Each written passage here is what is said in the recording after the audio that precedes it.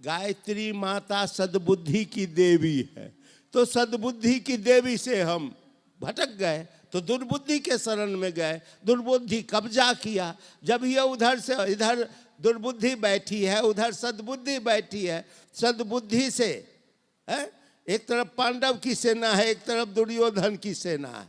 आप दुर्बुद्धि सद्बुद्धि दोनों बहनें हैं, है ना, थोड़ी सी अंतर है, दोनों दो खेमा बना रही हैं। आप उधर से छूटे तो वो तो कब्जा में आएगी, आप तो कहीं तो रहना है, इधर रहो या उधर रहो। तो हम लोग भटक करके दुर्बुद्धि की शरण में चले गए। और तो दुर्बुद्धि आए तो दुष्कर्म होगा, दुष्चिंतन तो दुष्कर्म, और सद्बुद्धि आएगी तो सत्चिंतन सत्कर्म होगा। बहनों भाइयों, भटक गए थे शेर के बच्चे की तरह, हम सियार के झुंड में, भेड़ के झुंड में चले गए। मित्रों, वैसा आचरण करने लगे, संस्कार खत्म हुआ। भगवान की कृपा, शेर से मुलाकात हुई। शेर ने बच्चे को कहा, देख तू कौन है, देख जल में आकृति, तेरी आकृति मेरी आकृति एक सी है, तो बिल्कुल एक सी है। अब मैं आवाज लगाता हूं, तू भी आवाज लगा। फिर शेर ने दहाड़ा, और फिर शेर ने जब दहाड़ा तो उसने भी आवाज लगाया, तो उसने भी आवाज लगाया। अब बता, तेरी आवाज मेरी आवाज एक सी है, तो बिल्कुल एक सी है। तो तुम कौन हो? तू शेर के बेटे, शेर हो। शेर के बेटे को आत्मबोध हो जाता, कुलांचे भरने लगा, दहाड़ने लगा। बहनों भाइयों, ये आत्मबोध कहाँ से मिलेगा? तो वहीं से मिलेगा, ज्ञान का उद्गम स्रोत। आपने सुना नहीं, ज्ञानवानेव सुखवान, ज्ञानवानेव बलवान, ज्ञानवानेव जीवता, तस्मात् ज्ञानमयो भवा। शास्त्रों ने कहा अज्ञान ही अंधकार है, ज्ञान ही प्रकाश है। बहनों भाइयों, तो आज हम सब जो बिछड़े थे, कहते हैं सुबह का भूला शाम को वापस आता, तो भूला नहीं कहा था। बहनों, अब एक उदाहरण के माध्यम से यज्ञ के फिलॉसफी को हम समझ लेते हैं, यज्ञ के दर्शन को समझते हैं। यह श्रेष्ठतम कर्म होता क्या है? यज्ञ का माने सब लोग जानते हैं, यज्ञ का माने परोपकार। ठीक है, परोपकार। क्या होता है परोपकार? स्वा नहीं, परोपकार। परोपकार क्या कर? रुपया से, पैसा से। अरे बीवी बच्चे के लिए बचते नहीं हैं, कम पड़ जाता, रखो रुपए पैसे। अरे भगवान की दी हुई बोली है, प्यार मोहब्बत की बोली बोलो। बिच्छू की तरह डंक मारने वाली, कर्कश बोलने वाली, कौवे की तरह कौं कौं करने वाली बंद करो। मित्रों, ये बोली है, ये बिच्छू की वाली, उसको छोड़ो, अच्छी बोली बोल दो किसी को, प्यार मोहब्बत की। अरे हृदय है, हृदय है, भाव संवेदना है, अपने बच्चों में ही रखते हो। कुछ अड़ोसी पड़ोसी में भी, देवरानी जेठानी में भी कुछ वितरण करके देखो, मजा आ जाए। मित्रों, यही तो यज्ञ है, यही है। किसी से कुछ, एक बोली से, भावना से, विचार से। एक व्यक्ति था जो ठंडा का समय था, तो सवेरे सवेरे वो व्यक्ति चला और एक सज्जन व्यक्ति मॉर्निंग वॉक के लिए निकला। तो चल रहे थे, टहल रहे थे, तो एक भिखारी दिखा। तो भिखारी को कुछ देने का मन हुआ, जेब में हाथ डाला, स्लीपिंग ड्रेस था, पैसे थे नहीं। अफसोस हुआ न, लेकिन रहा नहीं गया। जब भिखारी पास में आया तो उन्होंने कहा, ए भाई साहब, हमारी इच्छा आपकी मदद करने की थी, पर मैं तो मॉर्निंग वॉक के लिए निकला, खाली खाली, जेब में कुछ रहा नहीं, नहीं तो मैं आपको मदद करता। और उसके हाथ को लेकर के, अपने हाथ में लेकर के कहने लगा। तो भिखारी, आप आगे बढ़ते जाएंगे ना, तो कोई ना कोई मदद अवश्य कर देंगे। भिखारी ने कहा, भाई साहब, मेरे ठिठुरते हाथों को आपने अपने हाथों में रख करके जो सहानुभूति की गर्मी दी, ऐसा सुखद अनुभव कभी नहीं हुआ, ऐसा सुख का महसूस कभी नहीं हुआ। मित्रों, कहते हैं sympathy is greater than gold. मित्रों, आप भाव तो, सहानुभूति तो बांटो, प्यार मोहब्बत तो बांटो, इसमें कंजूसी क्यों? मित्रों, यही यज्ञ है। कहते हैं एक बार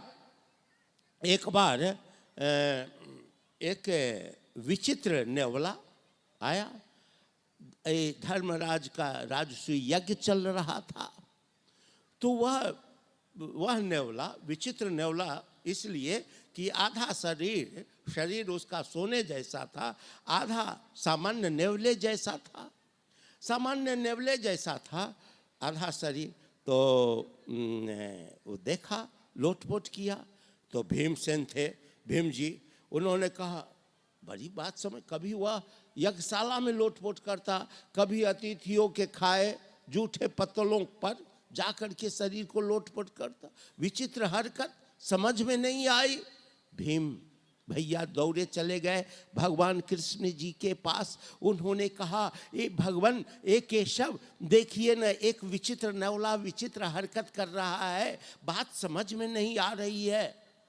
तो मुस्कुराते हुए अंतर्यामी प्रभु ने कहा, ए भीम भैया, जाके उस नेवले से तो पूछ लो।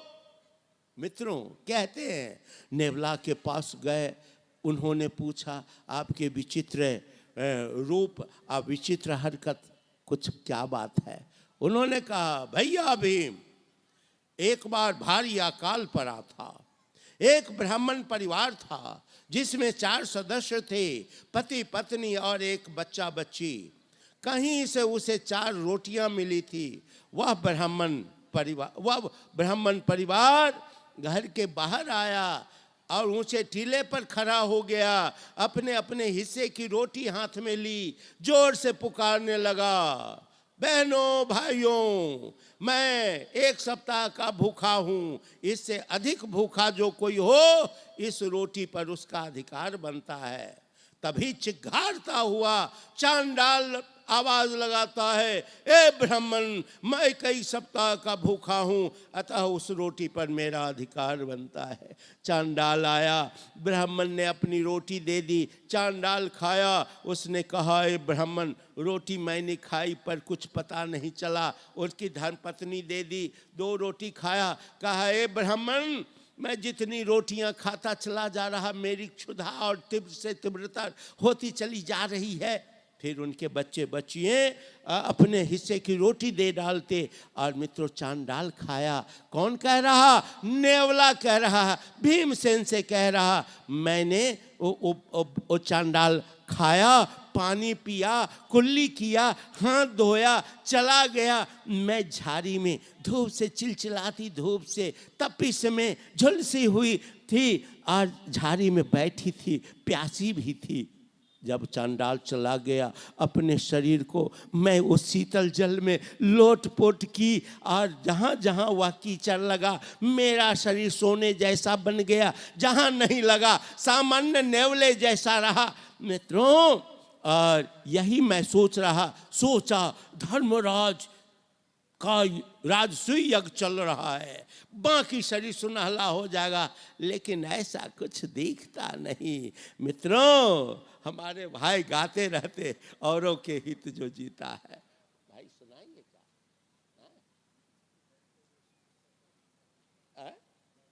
हाँ सुनाए। चलो, भाई साहब से आग्रह किया है, आपको सुना लेंगे। कहते हैं, जो औरों के हित जो जीता है, औरों के हित जो मरता है, उसका हर आंसू रामायण, प्रत्येक कर्म ही गीता है। बहनों भाइयों, यज्ञ के मर्म को हम समझ सकें, मेरा जीवन सार्थक होगा और निश्चय ही हमारा देवत्व, हम नर से नारायण बनने का ये सारे सूत्र सब हैं। बहनों भाइयों, गायत्री परिवार और कुछ नहीं, वरिष्ठ आत्माओं का संकलन है और उसको बुला करके ऐसे ऐसे महायज्ञ में बुला करके उनका परिमार्जन किया जाता है और परिष्कार किया जाता है और साथ ही उसमें देवत्व की स्थापना की जाती है। वह देवत्व का पौध लगाए जाते हैं जिसको गायत्री परिवार के लोगों से कहा जाता है। इसमें उपासना का, साधना का, आराधना का से माध्यम से इसका पोषण करते रहना और जब पोषण इस पौधे को मिलेगा, आज जो बीज स्थापित हुआ है मन में, मन स्थिति बनी है, और इसको आप उपासना, साधना, आराधना से जब जोड़ के रखेंगे तो यह कल्प वृक्ष बन जाएगा और आपकी मनोकामनाएं पूरी होगी। कहते हैं स्वर्गलोक में कोई कल्प वृक्ष है जहां मनोकामनाएं पूरी होती है। मित्रों, परम पूज्य गुरुदेव ने कहा वह स्वर्ग लोक का कल्प वृक्ष यही है। गायत्री उपासना, साधना, आराधना और गायत्री सर्व काम दुख है। और वह कल्प वृक्ष जब तैयार होगा तो वह गायत्री सर्व काम दुख बन जाएगी, आपके मन की मुराद पूरी करती चली जाएगी।